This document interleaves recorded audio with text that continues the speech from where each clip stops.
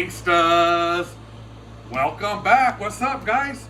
Anyways, today we're doing a watermelon wine. I was trying to upload some YouTube videos, but they never came out, man. They didn't have any audio. And I have videos of me picking jalapenos. I picked, my last haul was 12, 13 pounds of jalapenos. We weighed them. And with the wicker basket, it actually came out to be 13.75, but I'm thinking it was around anywhere from 12 to 13 pounds. But and also picking watermelons. And so this video today is about this watermelon wine. And so here's the ingredients right here. Watermelon, we got some honey, we got some corn sugar, we got some, what kind of yeast is that? This is Omega Leucovoic and the yeast nutrient here. Right here. And then we got a pot that we're gonna put them in. And anyways, as the process goes on, I'll keep on coming back and show you what we're doing. But right now, we're just gonna be juicing. But right here, I wanna get on film, me cutting this bad boy open. And so, it has a nice hollow sound to it.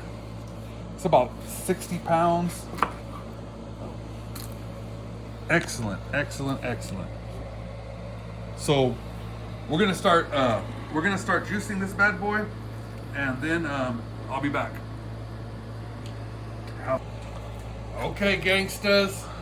So it's been, man, it's been all day really, but it's been about a good solid 4.5 hours. Okay, so, but you know what? Before I get started and let you know, winemaker doesn't necessarily mean wine drinker.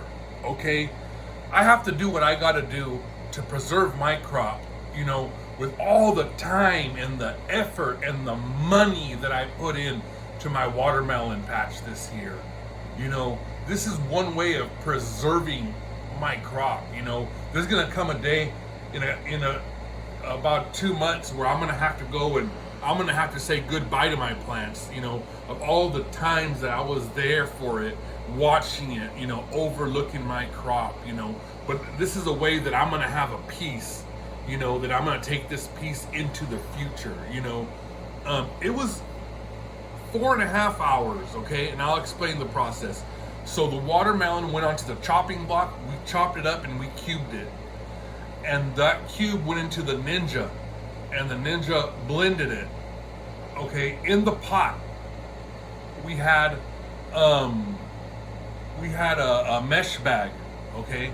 And the puree went into the mesh bag, and then after we had all the puree in the mesh bag, we lifted it up and squeezed it out the mesh bag, and you know, at the end, I mean, I'm telling you, it took a long time. You know, it took 3 watermelons. Okay, we finally had about 5.5, 6 gallons at the end. You know, of watermelon juice. Okay, then it went back into the kettle.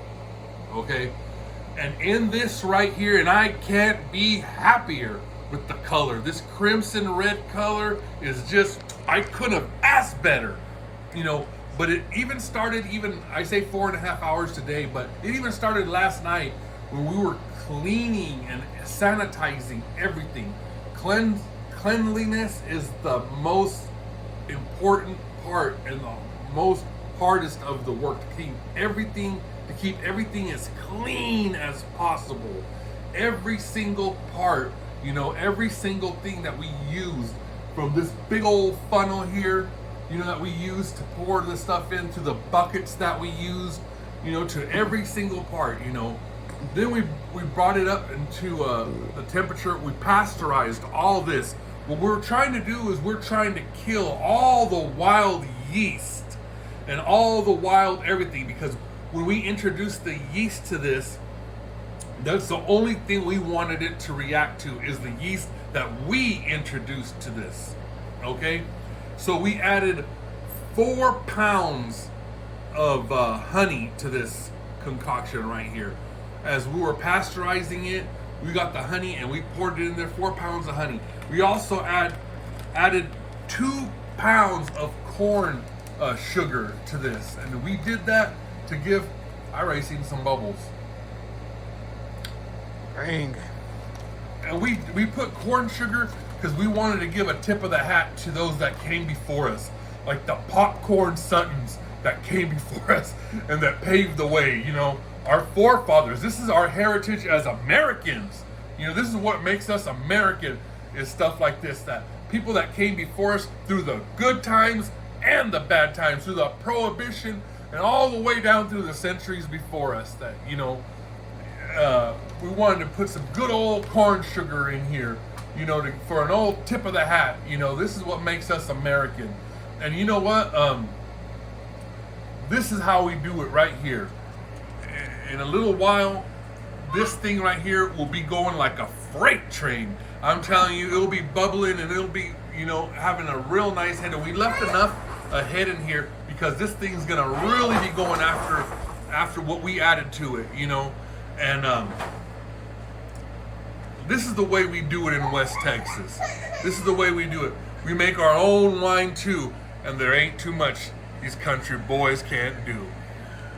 I'll keep you posted.